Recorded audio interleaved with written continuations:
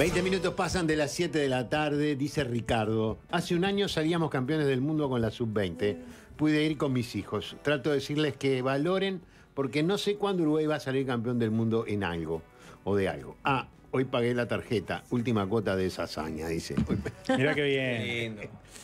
Bueno, pero valió cada cuotita. Valió cada cuotita, claro que sí, claro que sí.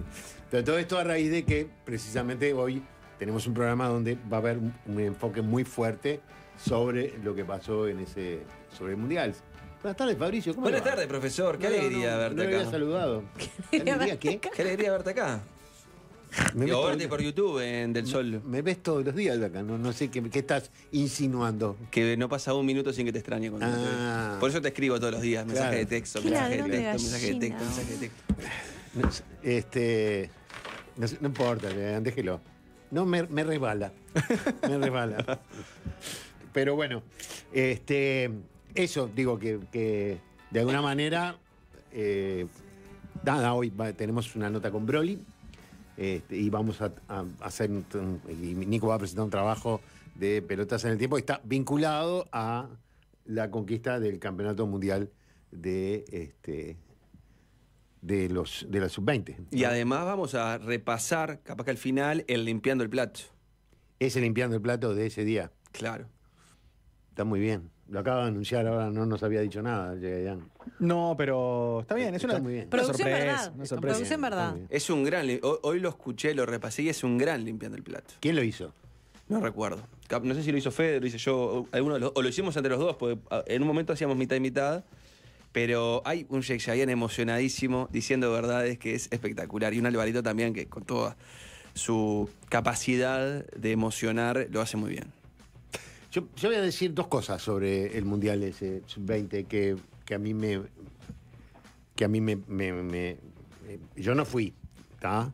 Pero lo viví muy, muy intensamente desde Uruguay. Y desde una mirada de carácter de decisión administrativa, porque la gente supongo que sabe, pero si no sabe se los contamos, que ese tipo de torneos internacionales, tipo Campeonato del Mundo, Copa América, la empresa que tiene los derechos los cobra. O sea, si uno quiere ir a relatar los partidos, si uno quiere relatar los partidos o transmitir los partidos, si se quiere decir mejor, tiene que pagar derechos que son bastante caros, ¿no? Es un buen dinero. Onerosos. Onerosos son. Que no se ajustan a la realidad del Uruguay, se ajustan a la realidad del mercado. Pero bueno, no importa eso. Y además, si uno quiere hacerlos desde las canchas, tiene que pagar la famosa posición de comentarista. Sí.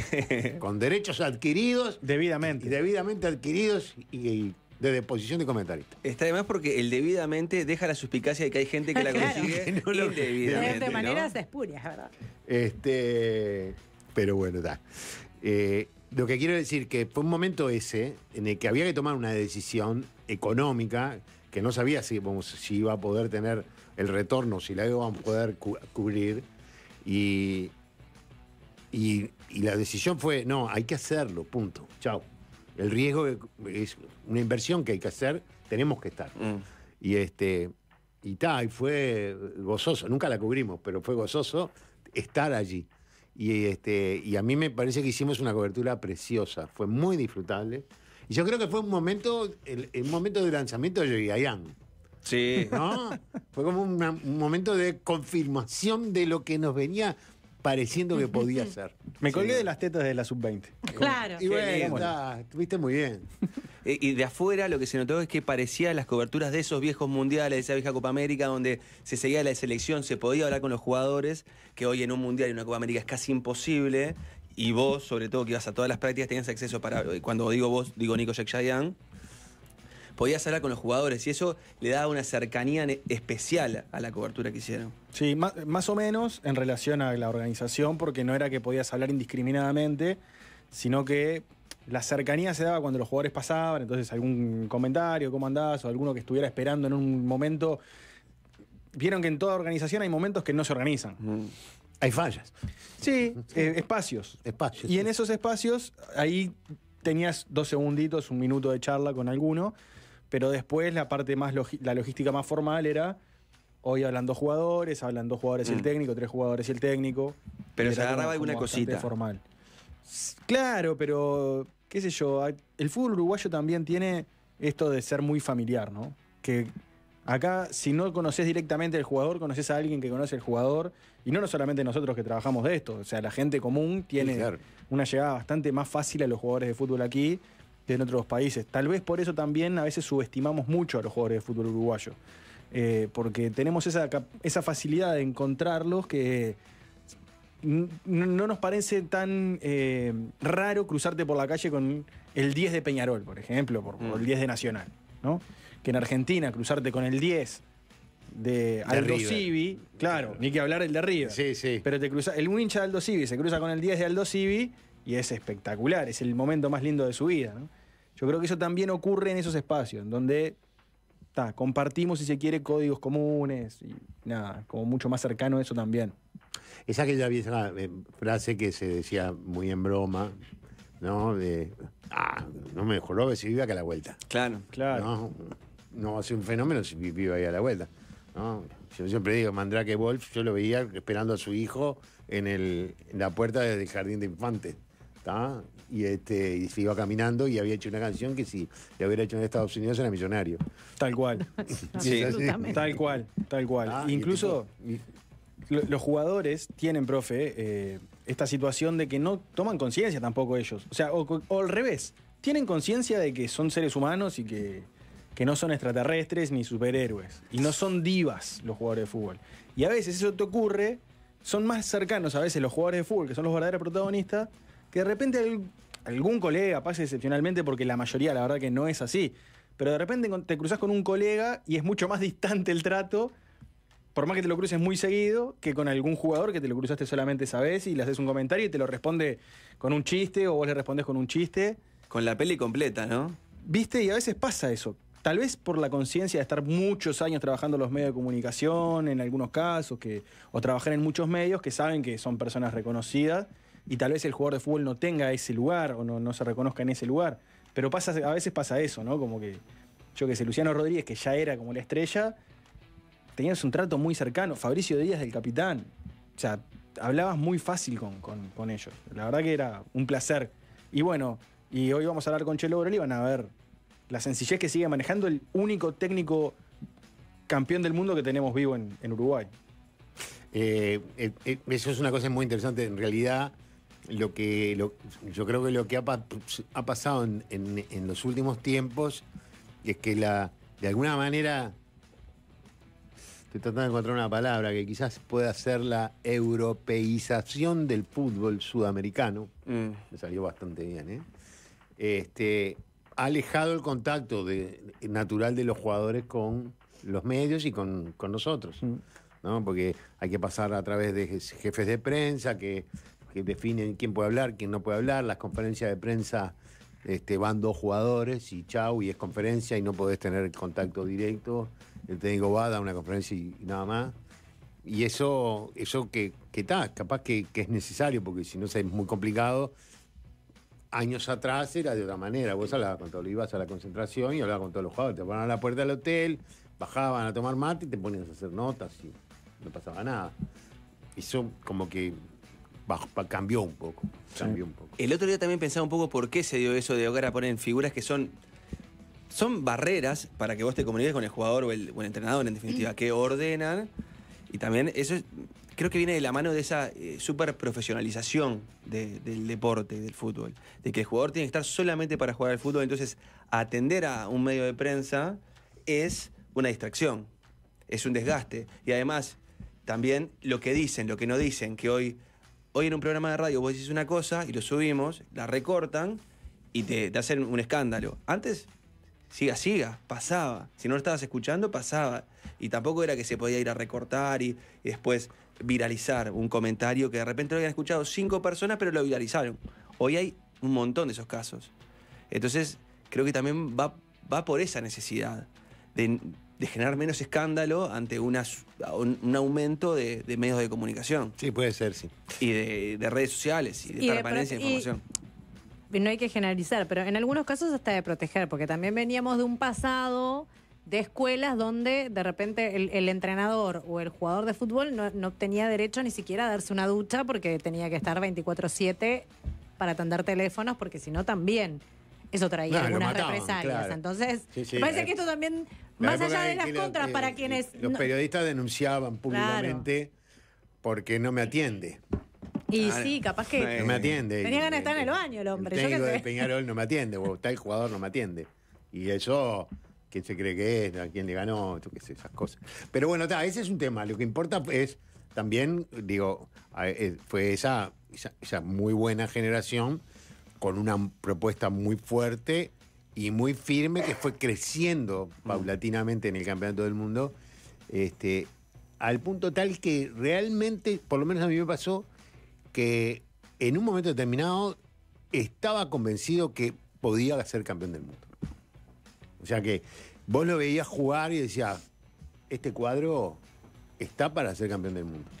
Está para ganar el campeonato. ¿Está? Pero ¿se acuerdan es muy personal también, pero ¿se acuerdan el quiebre? ¿En qué momento dijeron, che, capaz que la selección sí... capaz que esto se da? Exactamente, no sé, capaz que Nico lo tiene más claro. Sí. ¿En qué momento se generó ese espacio, ese momento en el cual nos convencimos todos de que podía ser? Y es difícil yo no identifico un quiebre. Creo que los jugadores y el técnico sí identifican más precisamente un quiebre. Yo creo que fue un proceso que nos fuimos convenciendo, fue más evolutivo que así, como que si hay que establecer un quiebre, yo creo que claramente, o sea, si me esfuerzan a establecer un quiebre, claramente es cuarto de final, cuando le ganamos a Estados Unidos y ya quedas contra Israel y en la final, ¿no? Y que mirabas al banco de suplentes y... Claro. Ahí se empiezan a recuperar. Ahí se empieza, y no había nadie, pero hubo un partido hasta que no había nadie y ese partido... Claro, totalmente. Había estado la expulsión de Luciano. Aparte fueron varias fechas. Ese es el que mete goles Anderson Duarte, ¿no? Contra Estados Unidos. Contra Estados Unidos es uno de los que mete un gol. Claro, que en ese momento, ese creo que fue un gran quiebre, porque Ferrari se había lesionado, que era el 9 titular, pasa a ocupar ese lugar Luciano y lo expulsan, mal expulsado, bueno, poner que mal expulsado. Mal expulsado. Mal expulsado. Es una reacción natural ante una situación que al tipo ni siquiera le cobraron falta. Recordamos que es una persona que lo agarra. Lo agarra y lo persigue, parece que casi se le sube a caballito. Y Luciano se lo saca de arriba medio con el codo y eso lo condenan. Le dan 2 partidos, además. Claro. Dos partidos. Sí, 2 partidos. En un octavo de final, o sea, prácticamente lo sacan del Mundial. Sí. Que era una locura. Una locura. Y ese lugar lo pasa a ocupar Anderson Duarte, que lo hace muy bien, pero generaba dudas, porque no era 9, era más extremo. Incluso creo que en la final muchos se cuestionaban decir, ¿tendrá que poner a Luciano o dejar a Anderson de 9 y jugar como estaba, que venía ganando y jugando bien? Sí. Y poner a Luciano y meter gol, ¿no? Lo que sorprende, a mí siempre me sorprendió fue eso, ¿no? Como la sencillez de... Incluso te acordás, profe, que estuvimos hablando con el Pájaro García cuando terminó. Sí, claro. Era... Hasta estaba no se quería ir el día que no se quería ir, claro, ¿viste? Sí, de hecho hubo media hora extra. Claro. Da gusto conversar con... El Pájaro García, que era el médico de ese equipo. Ahí está. La verdad que eso, como que también esa situación que te permite hinchar por esos jugadores y por ese cuerpo técnico y por ese plantel que son cra, digamos. Además de ser los que defienden a Uruguay, son gente sencilla y cra. Sí. Pero a mí me parece buenísimo. Me parece que fue un momento extraordinario. Y yo siempre digo, además, con una peculiaridad que sigue estando hoy, al día de hoy, digo, que el Río de la Plata tiene al campeón de América, al campeón del mundo y al campeón del mundo sub-20. Tal cual. ¿No? Sí. Si será impactante el fútbol de estos lugares, que tiene esas cualidades que son sorprendentes si uno las mira en función de cantidad de habitantes, en el caso de Argentina no, pero sí de aspectos económicos, las dificultades que hay, claro, en todos los líos, todos los problemas que hay, y esa cultura que tiene de ser capaces de construir ese tipo de equipo. Hay algo que dice Álvaro cuando salimos campeones, ahora igual lo van a escuchar, pero... Es impresionante. Una mención sola hace a las dificultades económicas que tienen los clubes para pagarle a los jugadores, ¿no? Vos ves que esos jugadores, en su enorme mayoría, son del fútbol uruguayo. Salvo Facundo González y Maturro, El resto estaban todos jugando acá, ¿no? O alguno que se había ido hace un mes o un par de meses. Pero son todos jugadores del fútbol uruguayo. Entonces eso también te permite identificar la cantidad de dificultades extra que tienen esos jugadores a la hora de emprender este torneo con jugadores que de repente juegan en el fútbol inglés, italiano, por más que sea de segunda división del fútbol inglés, Sí. tienen las necesidades mucho más cubiertas de lo que la tienen los jugadores que juegan acá, ¿no? Por supuesto. Así que eso también es como que todo le va agregando un poco más de épica a la No, conquista. a ver, yo creo que hay una característica que tiene el fútbol uruguayo que es épico, ¿no? Incluso esa cosa muy a la interna, por lo menos la generación anterior a esta de la selección, la generación de Lugano, era aquella de nosotros siempre somos un punto. Claro. No me pongas de favorito, yo soy punto. No me esa cosa de yo vengo de atrás, la aguanto, esto es Uruguay. Ese grito solo de no existe Uruguay no más, que no nadie en el mundo dice Argentina no más. Totalmente, ¿No? cierto. Sí, No lo había nomás pensado es- nunca. Sí, claro, Uruguay no más. Es una cosa rarísima. Pero ¿cómo dice todo el Uruguay Lo nomás? dice todo, Lo dice todo. Lo dice una vez, no me acuerdo, alguien hizo un video con cada jugador que gritaba ese Uruguay nomás. Sí, incluso no sé si en otros lugares, porque se acuerdan en la semifinal de la Copa Libertadores 2011, Diego Aguirre decía Peñarol no más, y el relator, que era argentino, decía Peñarol lo va. ¿Qué querrá decir Peñarol lo va? Peñarol lo va. Lo va. Lo va a conseguir. Claro, Me acuerdo está bueno. bastante de eso. Sí, ¿Y bueno. ustedes cómo vivieron esa final? ¿Se acuerdan? ¿Qué Sí. sintieron? Yo acá. Claro. Yo acá, divino, a ver, a mí me encanta. Yo lo viví. En realidad, en ese momento, ese fue el único momento en el que les tuve envidia de no estar ahí. Fue el único momento. Pero no por el partido en sí, sino por lo que podía hacer después esa cena. Esa Claro. cena con los compañeros. Y después de esa sensación que yo la sentí cuando la Copa América, que nos fuimos, me acuerdo, a un restaurante ahí en el centro de Buenos Aires y Alvarito se pidió un bife de chorizo con 2 huevos fritos y panceta. Claro, Para liberar festejado. tensiones. Está No, bien. claro, porque en ese momento estás estresado el corazón Está y bien precisas festejado. algo que te baje un poco, ¿no? No, aparte acá se vivió también antes, ¿te acordás? Porque fue como una locura. Fue una Bueno, demencia claro. de gente Todo el queriendo mundo se conseguir iba. entradas y Claro. pasajes y que el barco y que el bondi, que no sé qué. Entonces, claro, ya había como Claro. toda una la verdad. efervescencia antes que había generado como mucha expectativa para esa final. Sí, y además de que Argentina estaba barato y servía para ir a comprar pasta de Bueno, dientes. ni que hablar, pero No, pero el gran drama de esas horas era conseguir entrada, me acuerdo. totalmente. Sí, claro. Y que si la AUF libera y que cuántas liberan y que no que te liberan Tal después. cual. Y yo me acuerdo de esa locura. Que también, me acuerdo que en ese momento era, che, ¿qué le pasará a estos pibes con esto, no? O sea, de que te diría que 3/4 partes de Uruguay o casi su totalidad, por lo menos en la intención quería estar ahí y acompañarlos. Sí, claro. Porque era algo que, esto que decía él, Nada más se daban. impensado para ellos también. Había circunstancias. Era jugada la final con Francia, con Italia, digo, que no iba a ir nadie. ¿Quién iba a ir a ver ese partido? Era un momento de donde ibas con 3 pesos. Claro, éramos locales. Éramos locales. Bueno, con Paraguay, cuando jugó la final de la Copa América, también fuimos locales. Sí. Sí. Este, También por la expectativa, ¿no? Uruguay. sí, por supuesto, claro. Sí, bueno, y tal, yo qué sé. Bueno, y Buenos Aires está mucho más cerca de Uruguay que de Claro, Paraguay, ¿no? Cruzar ahí, Sí. no cuesta Claro. nada. Te vas en un auto, te subes a un auto y vamos para Buenos Aires y nos subimos al auto ahora y llegamos en 5 horas. De hecho, yo el primer partido que fui a pasar, Fuiste a pasar el día. salí de acá el 21 de noche Claro. y volví el 22 de noche y el 23 de mañana ya estaba Lo acá. más económico No, que existe en el mundo es Nicolás Gaidán. Come poco, va en ómnibus. Es un Me periodista. encanta Es que que yo no le iba a llegó decir, yo le iba a decir ahora cuando empezó, que yo me acuerdo de la charla previa que tuvimos acá abajo, que le dije, pánico, pero es una matanza, te vas a matar. Sí, no importa. Pero lo voy a hacer y tengo que estar, tengo que ir. Y que después se le haya dado a él, personalmente, con las ganas que él tuvo por también estar en ese lugar, que se le haya dado de esa manera, también me alegró mucho por él. Y yo creo que además él nos motivó a que, Total, a que había que hacerlo. había que empujar a otros que Sí. fueran. Si el tipo se va con un bolsito a pasar el día, hay que ir y apoyarlo. Claro. Desastre.